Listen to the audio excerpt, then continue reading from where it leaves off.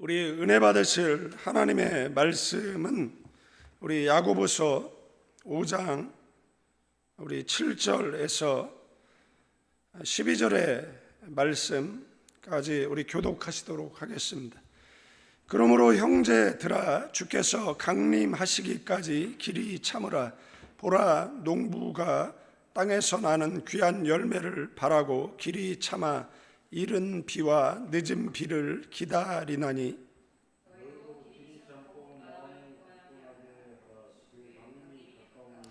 형제들아, 서로 원망하지 말라. 그리하여야 심판을 면하리라. 보라, 심판주가 문 밖에 서 계시니라.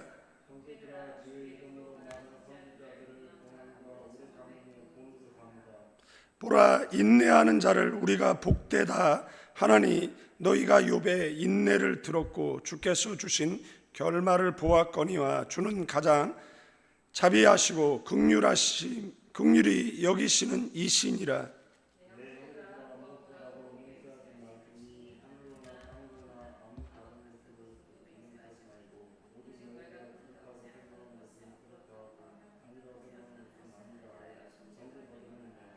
아멘.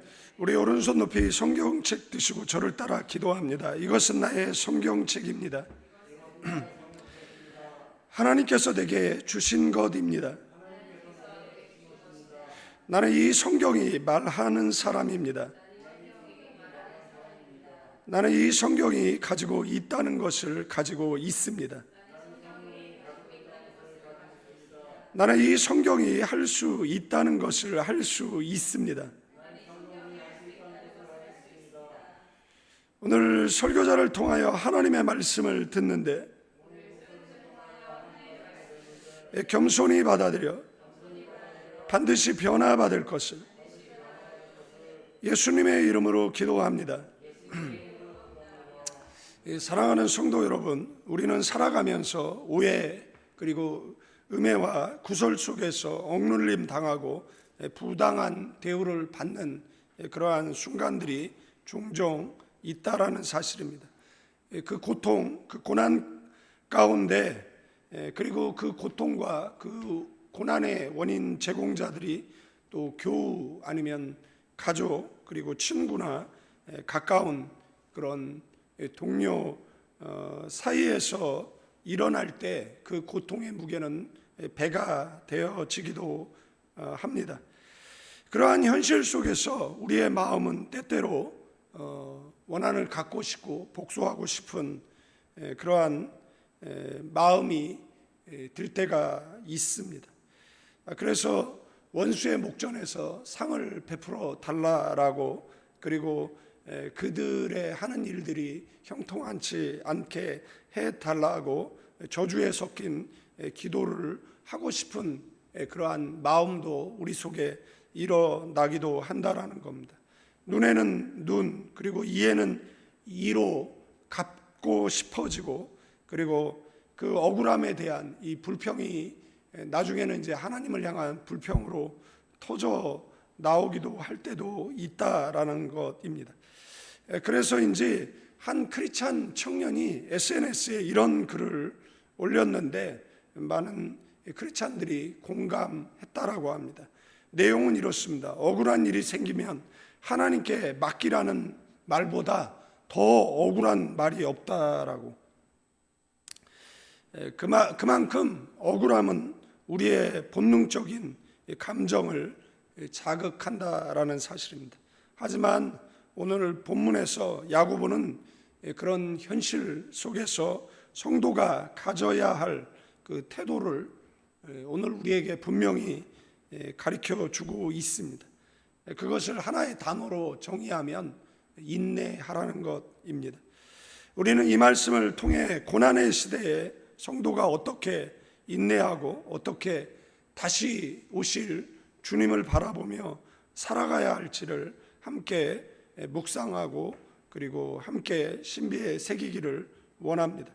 이 7절과 8절 말씀을 보면, 그러므로 형제들아, 주께서 강림하시기까지 길이 참으라. 보라, 농부가 땅에서 나는 귀한 열매를 바라고 길이 참아 이른 비와 늦은 비를 기다리냐니 너희도 길이 참고 마음을 굳건하게 하라. 주의 강림이 가까우니라고. 야고보는 이 불의한 세상에서 억울함을 겪는 성도들에게 주께서 강림, 재림하시기까지 길이 참으라고, 이 인내는 무기력하게 참고만 있으라는 말은 아닙니다.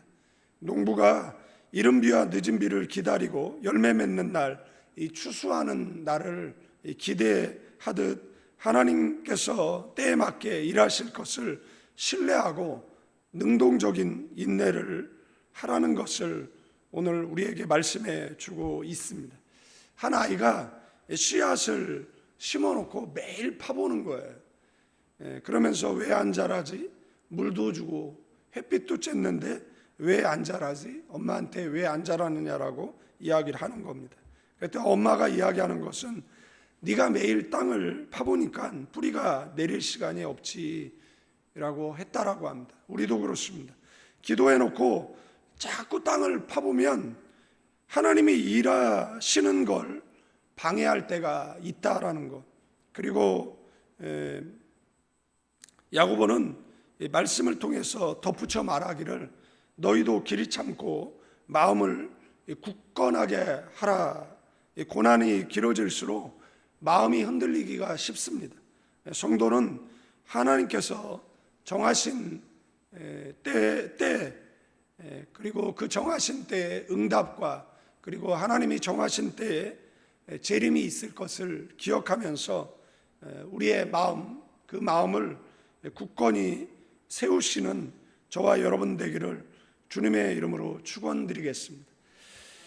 그리스도의 재림은 현실 도피가 아니라 이 불의한 세상 속에서 성도가 품어야 할 가장 실제적인 소망인 줄로 믿습니다. 9절에 이어서 형제들아, 이 5장이라든지 4장에 보면 이 반복적으로 나오는 그런 단어들이 있죠. 이 4장에 보면 경고의 말씀을 할 때는 이 가늠한 여인들아, 죄인들아 이렇게 경고를 했어요. 그러나 권면할 때에는 형제들아라는, 그 다음에 이런 말들을 사용하죠. 뭐 들으라, 뭐 주목해라, 이런 표현들이 나옵니다. 5장 1절에도 들으라는 표현이 나오고, 이 지금 읽었던 본문에 유독 많이 나오는 그 단어, 그게 뭐냐면 형제들아입니다. 7절에 형제들아, 9절에 형제들아, 10절에 형제들아, 12절에 가서는 내 형제들아라고 이야기하는 것을 보게 되어진다라는 겁니다. 그래서 9절 말씀에 형제들아 뭐 하라고요? 서로 원망하지 말라라는 겁니다. 물론 사람의 말을 들었다가 일이 잘못되는 경우도 있죠. 그러나 그것조차도 원망하지 말라라는 거 야고보는 권면하고 있습니다.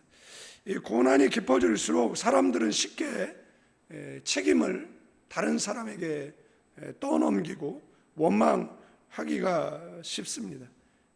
그런데 한번 생각해 보면 이것은 인내와는 반대되는 그런 태도라는 것이고, 그리고 인내와 반대되는 태도는 결국은 하나님의 심판을 불러온다라고 야고보는 경고하고 있다라는 것입니다.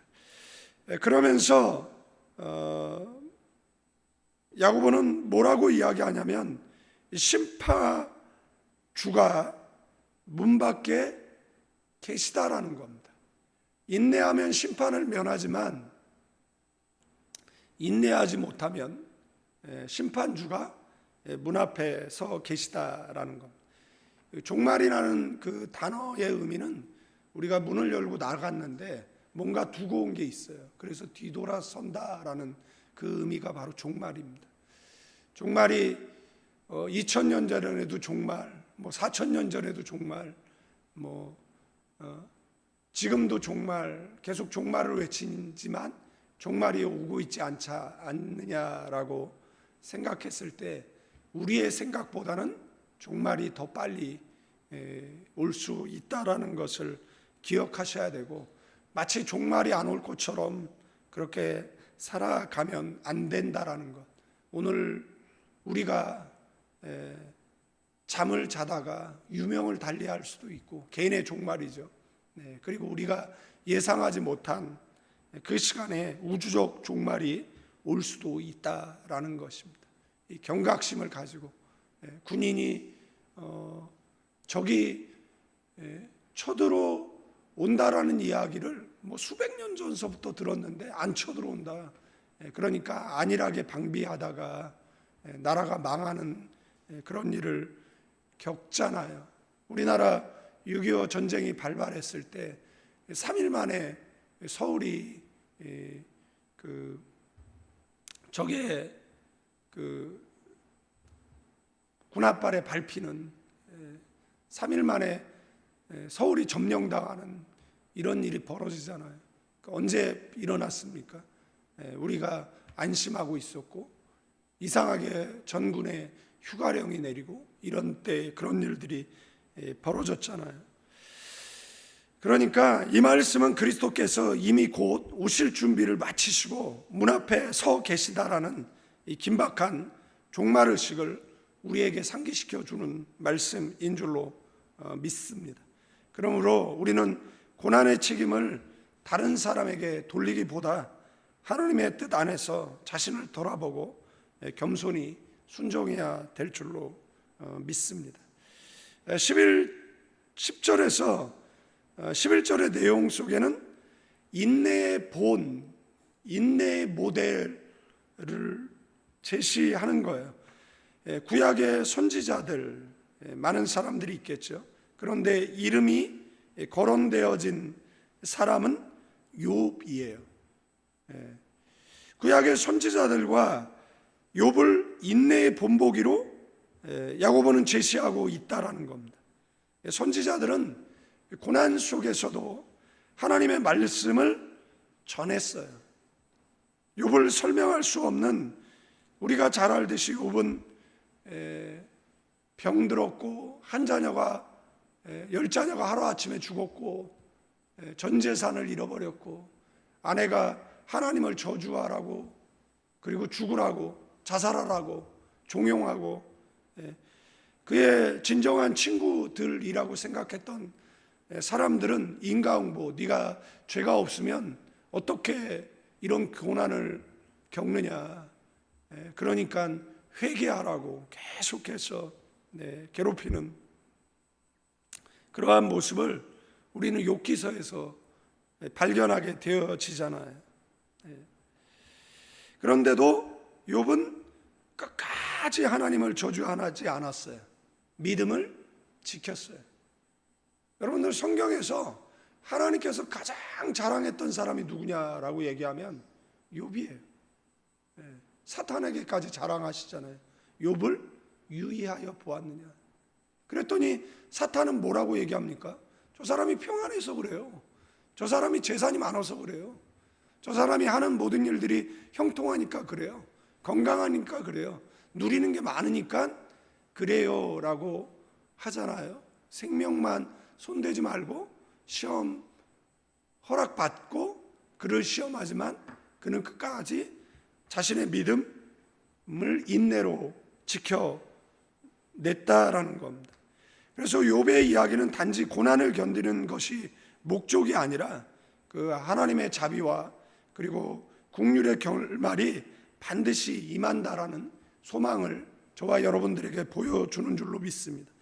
하나님은 지금도 고난 중에 인내하는 자를 복되게 여기시고 그들의 삶을 친히 회복시켜 주시기를 원하시는 줄로 믿습니다.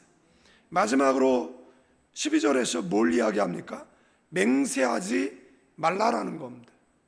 그리고 정직하게 말하라는 것이에요. 말의 무게를 싫어 말하라는 겁니다. 그리고 억지로 맹세하지 말라는 이야기를 하는 겁니다. 야고보는 맹세를 금하고 있어요. 성경에 보면 맹세 자체를 금하는 것은 아니에요. 소원도 맹세의 범주 안에 들어가는 것이잖아요. 고난의 상황에서 사람들은 성급하게 맹세하죠. 자신을 방어하려 하지만 그것은 어떻게 보면 불신앙의 표현일 수 있다라는 거예요. 그래서 동의해야 될 내용이면 동의하고 그렇지 않은 내용에는 아니라고 이야기하라는 거예요. 말에 무게를 실지 않고 가볍게 말하고 맹세할 필요는 없다라는 거예요. 진실한 말과 정직한 삶이 성도의 언어와 태도가 돼야 된다라는 이야기를 하고 있는 겁니다. 말씀의 결론을 맺습니다. 고난 속에서도 우리가 기억할 것은 심판주 대신 주님이 문 밖에 서 계시다라는 사실을 기억하시기를 주님의 이름으로 축원드리겠습니다. 원망하거나 조급한 맹세는 맹세로 흔들리는 자가 아니라 다시 오실 주님을 바라보며 인내하는 사람들 되기를 축원드리겠습니다. 인내의 반대말은 오늘 본문상으로 볼 때 원망이라는 겁니다. 원망의 반대말은 인내가 되어 진다라는 사실입니다. 이 세상이 전부가 아니라는 것, 도래할 하나님의 나라가 진정한 우리의 소망임을 믿고 삶의 그 왕자를, 삶의 자리를, 삶의 주도권을 하나님께 내어드리는 성도들 되기를 축원드립니다. 두 마음을 품지 말고 오직 한 마음으로 다시 오실 주님을 기다리고 오늘도 인내하고 기도하는 복된 하루 되시기를 주님의 이름으로 축원드리겠습니다. 기도하겠습니다. 거룩하시고 은혜가 풍성하신 하나님 아버지, 불의한 세상 속에서 고난과 억울함, 고통을 경험할 때가 있습니다. 그럴 때마다 세상 바라보지 말게 하시고 주님 바라보며 원망하는 것이 아니라 인내하게 하시고 내가 아닌 하나님의 손에 삶의 주도권을 맡기게 하옵소서. 심판주가 문 밖에 서 계시다라는 사실을 기억하고 오늘도 원망보다 믿음으로, 불평보다 기도로 살아가게 하여 주옵소서. 욕과 같이 끝까지 줄을 붙들게 하시고 맹세가 아닌 정직한 언어와 진실한 삶으로 주님을 따르게 하여 주옵소서. 다시 오실 주님을 바라보며 오늘 하루도 인내하며 승리하는 가나안 모든 교우들 되게 하옵소서. 이제는 우리 주 예수 그리스도의 은혜와 우리 아버지 하나님의 극진하신 사랑, 성령님의 감화감동, 교통 충만, 축복하심이 이 새벽에 나와 기도하는 믿음의 사람들, 가나안 교회와 필리핀 임마누엘 교회, 조국 대한민국과 선교지 필리핀 위에 이제로부터 영원까지 함께 계실지어다.